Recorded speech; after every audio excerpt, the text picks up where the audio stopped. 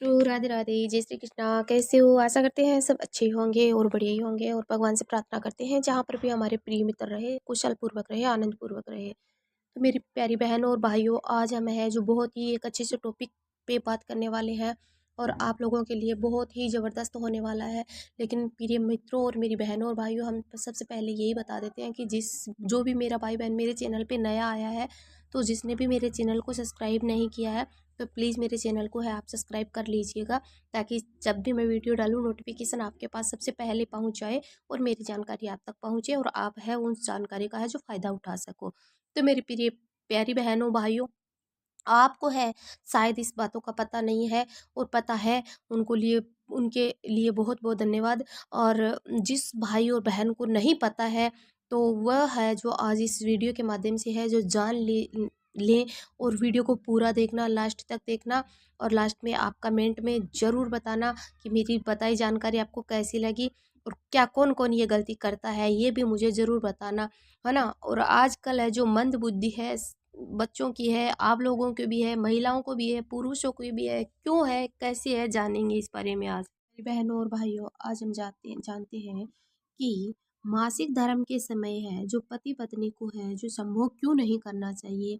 इससे करने से है जो एक साथ, मतलब पीरियड टाइम्स में, आपको है बता देती हूँ, पीरियड्स टाइम में आपको है पति पत्नी को एक साथ में क्यों नहीं होना चाहिए, उनको संबंध क्यों नहीं बनाना चाहिए, इसके बनाने से कौन-सा नुकसान होता है, क्या घाटा होता है, क्या दुःख तकलीफ़ होती है, क्या दरिद्रता आती है, क्या धर्म का नाश होता है, क्या-क्या होता है।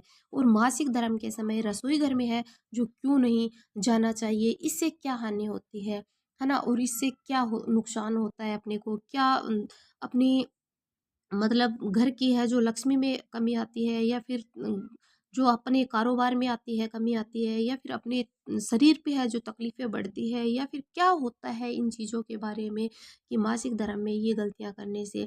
तो आज हम इस बारे में जानते हैं। तो मेरी बहनों और भाइयों, जानते हैं कि पहले के समय बात करें, तो उसमें पहले के समय में जो महिलाएँ हैं 7 दिन तक है जो रसोई में नहीं जाती थी, आपको पता होगा। और उनकी जो बड़ी छोटी जो उन्हीं के जो काम करने वाले थे वो काम करते थे, और एक दूसरे का सहयोग करके है जो काम में है जो अपना हाथ बटाते थे, बहुत ही सुख संपत्ति और खुशियां ही निवास करते थे। और माना जाता है कि पग पग पर देवों का ही वास होता था, देवों का वास होता था। क्यों होता था कि उस समय है वो बहुत ज़्यादा पवित्रता थी। सबसे महत्वपूर्ण बात यही थी कि ईमानदारी थी, शुद्धता थी, पवित्रता थी, धर्म था।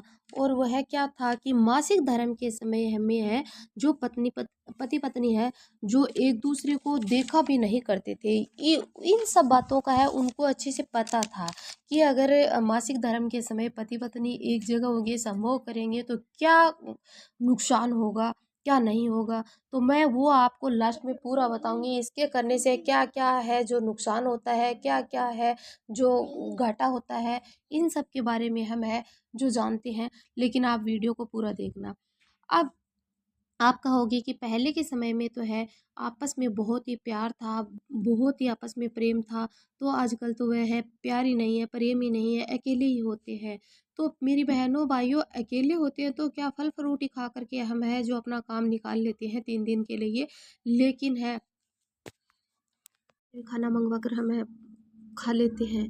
लेकिन बच्चे भी होते हैं, अपने पतिदेव भी होते हैं, अपने घर में सबसे बड़े जैसे कान्हा जी हैं, या फिर अपने इष्ट देव होते हैं, अपने पितरों को भी भोग लगाते हैं। तो वो बहुत ही बड़ा घोर अनर्थ होता है उस समय, अपन जब रसोई घर के अंदर है खाना बनाते हैं उस समय।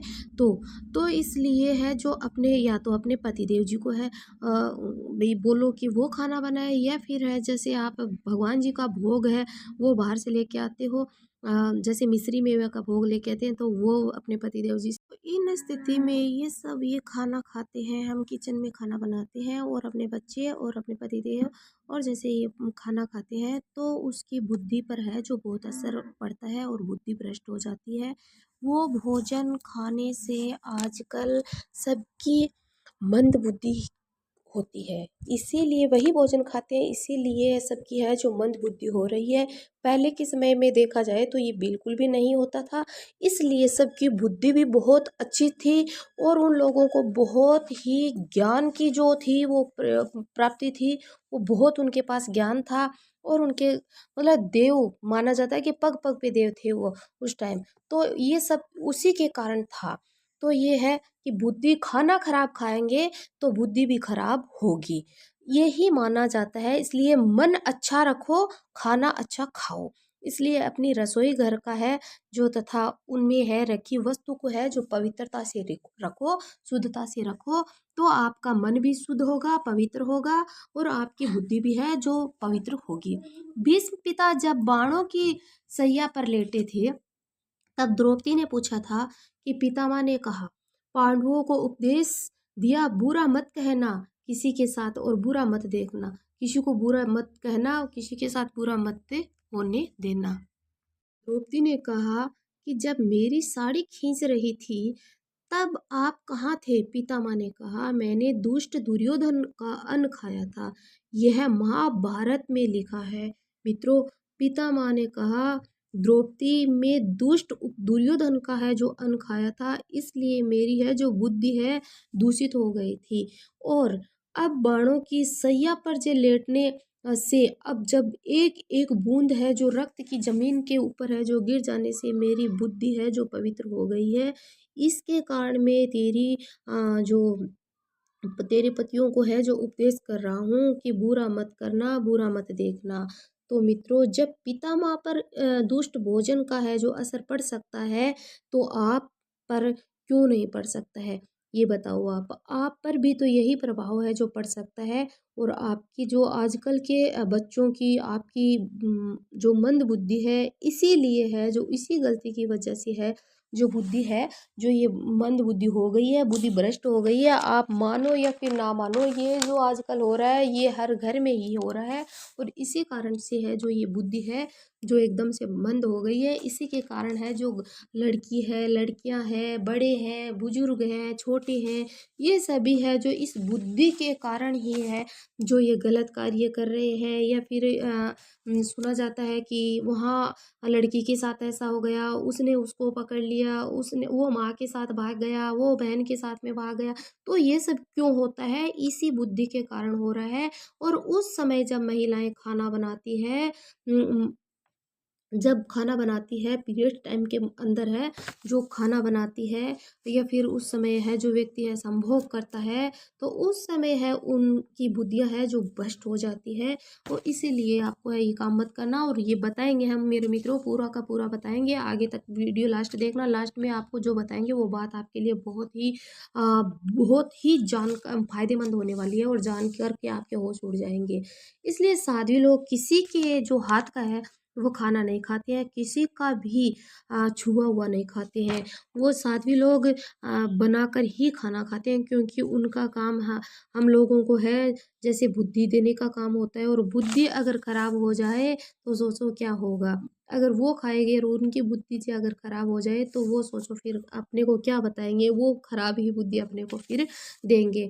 तो इसलिए वो खाना खुद बना के खाते हैं ऐसा। तो इसलिए खाना बनाओ, पवित्र बनाओ, सबसे पहले भगवान जी को भोग लगाओ और फिर है जो आप लोग हैं जो खाना खाओ। मित्रों, खाना कभी चप्पल पहनकर है जो खाना कभी नहीं बनाना चाहिए, आपको भूल कर भी नहीं बनाना चाहिए। चप्पल की जगह बाहर ही होती है।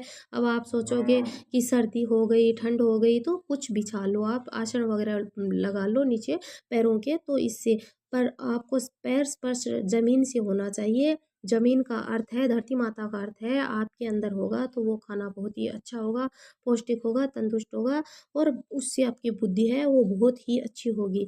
जैसे रखे शुद्धि वैसे बने बुद्धि। तो शुद्धि है जो आपको है अच्छी रखनी है।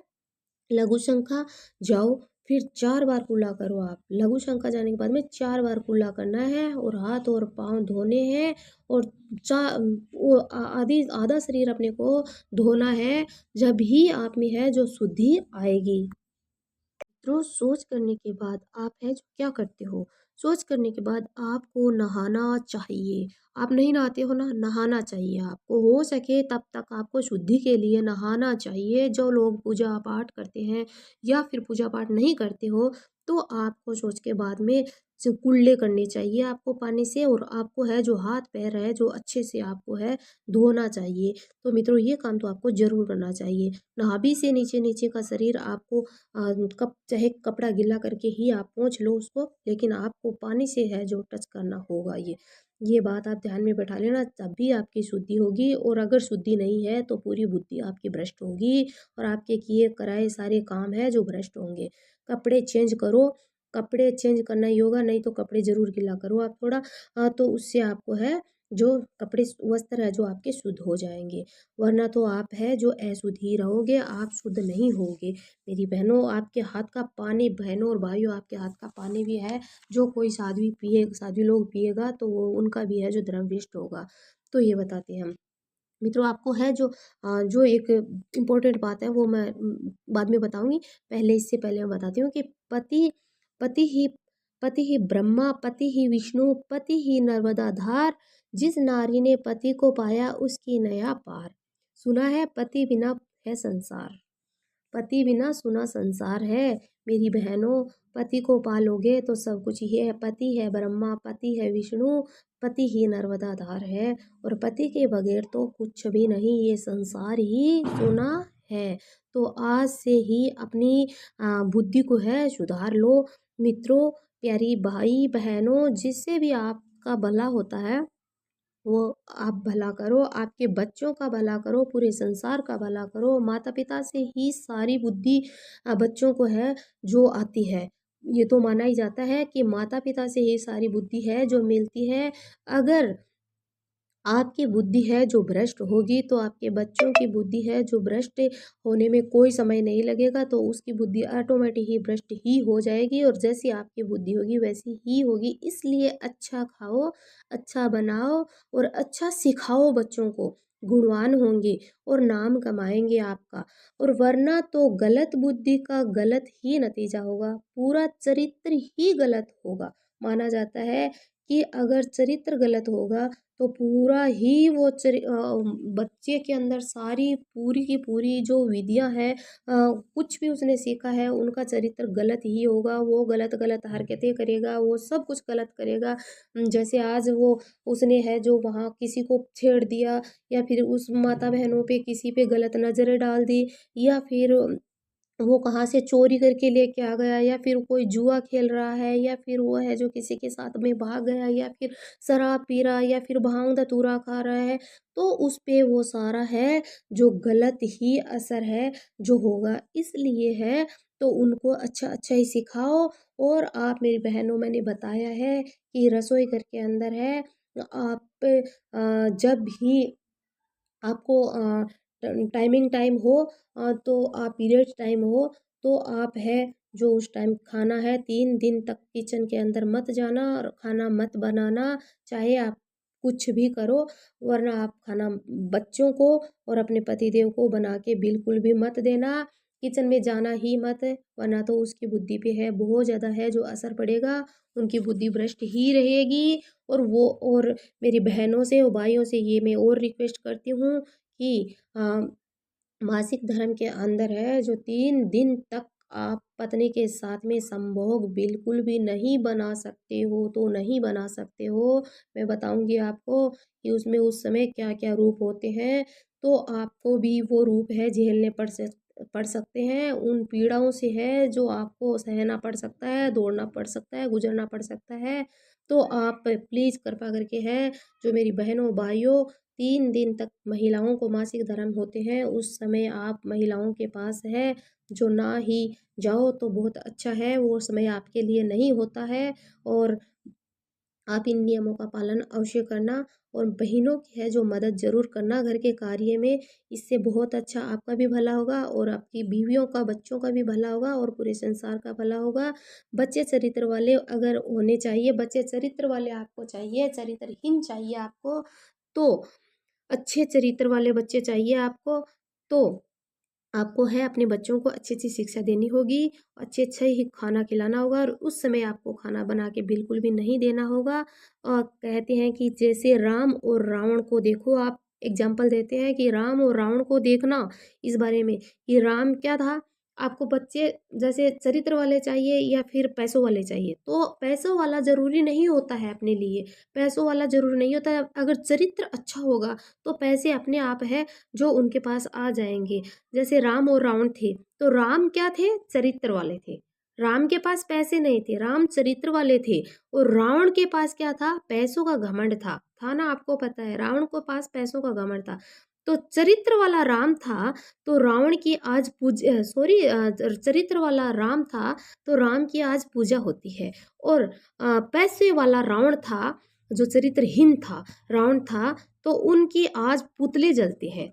मित्रों देखा जाता है ना कि उनके आज क्या हो रहे हैं, जगह जगह पे उनके पुतले ही जलाए जाते हैं, उनको तो आग ही लगाई जाती है। तो आप है ऐसा काम मत करना, अपने बच्चों को आप अच्छे अच्छे संस्कार देना।